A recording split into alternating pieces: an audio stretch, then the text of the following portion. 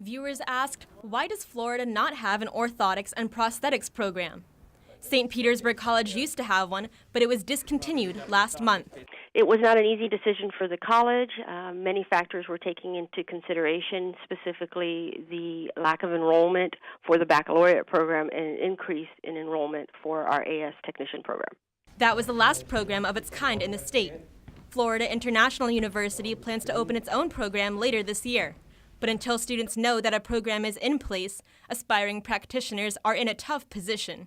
It was the only one in Florida to begin with, and now there's none in Florida, and that was my goal. I mean, everything I was doing was leading up to that point, to going to St. Petersburg College.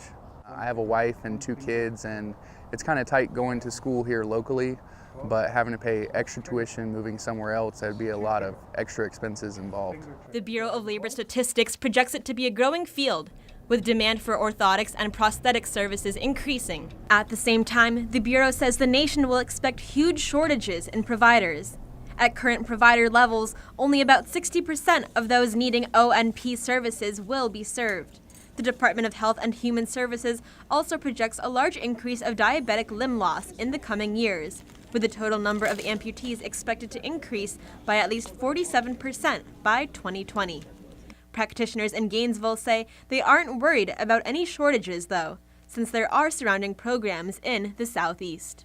People relocate quite a bit these days, so even if there's not a program within the state, Georgia Tech is the closest other program. Alabama State has a program. University of Texas in Dallas has a program. There are other programs around the Southeast, if you will, that do still supply all of that region of the country with new practitioners.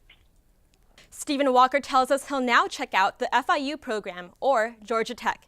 If you have a question for us like Stephen did, go to WUFT.org/findoutFlorida.